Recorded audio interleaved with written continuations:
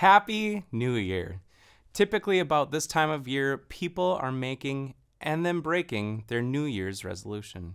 We've made our goals, like eating less sugar or praying more, to find that we're at the end of the first week of January with a cookie in our hands and we haven't prayed at all this week. Gyms and health clubs will be exclaiming, "New Year, New You," showing you that if you buy these products and go to the gym 9 times per week, you can look just like Jillian Michaels.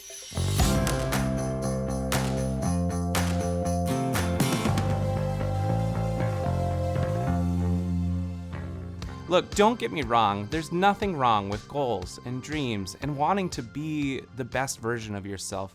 But this whole idea that you're not enough just as you are without spending all kinds of money and being someone you just weren't meant to be isn't a very good way to resonate and connect with this God who we say God loves us just as we are. How can we? From the time that we're really little till now, we've heard so many times that we're not enough this and not enough that. If we aren't listening to God's voice and all that noise, it's easy to believe them.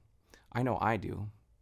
So what do you say? Maybe we take a little time this new year to say, new year, new definitions. We have to redefine what we believe sometimes because we've been so filled with garbage throughout the years. Every year for about as long as I can remember, I have this moment after all the hustle and bustle of the Christmas season. You know, I work in the church, so for more than a decade, there's about a month where I'm running and planning, rehearsing, running some more, and so on. You get the point. I'm surrounded by my closest 2,000 to 3,000 friends on Christmas Eve. It's chaotic and beautiful. I remember this one year at my last church, which has a super wide sanctuary, and I had just finished playing a song with the band, and during Silent Night, I had to run across the other side to get to the organ to close with Joy to the World. I had 2 minutes to get around all 800, 900 people in that sanctuary, and probably, 50 yards or so. So the lights are off and everyone is singing, "All is calm, all is bright," and I duck under a candle being raised and hot wax from that candle spills onto my face and my Christmas suit. Yeah, that's the kind of beautiful chaos I'm talking about. So back to a month of sheer crazy, and then everyone goes home to be with their family. Until this year, my family lived 6-7 hours from me, so I was never with family after all of these services. And I'm not telling you that for pity or anything. It's just that I was going, and then all of a sudden, all was calm. All was quiet. I was alone. I'd often go to my place and I'd light a candle and play piano or sit in the dark, quiet church. And I felt alone. The dopamine plummeted, the sugar crashed, and everyone was gone. I'm sure you've had moments like that, or even seasons of time when you felt alone, truly alone. And so as we redefine and refocus some of our beliefs, I want to say this: you are not alone. I always love a good Israelite story. The Jewish people, God's chosen people, they're enslaved in Egypt under the abusive and powerful Pharaoh. God talks to Moses, and Moses does all these miracles until Pharaoh lets God's people go. They run, the Red Sea opens up, and the people walk to the other side right in time before the sea comes crashing down to crush Pharaoh and all those angry soldiers. We talk about this a lot as it was a huge deal to these ancient people. What we don't focus on too long is the part after that, the wandering.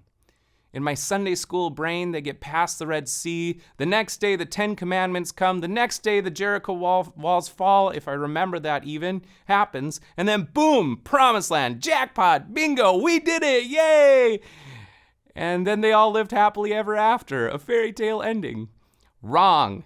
See, God's chosen people had to wander through the wilderness for 40 years, 40 stinking years. I'm 33 years old, for goodness sake.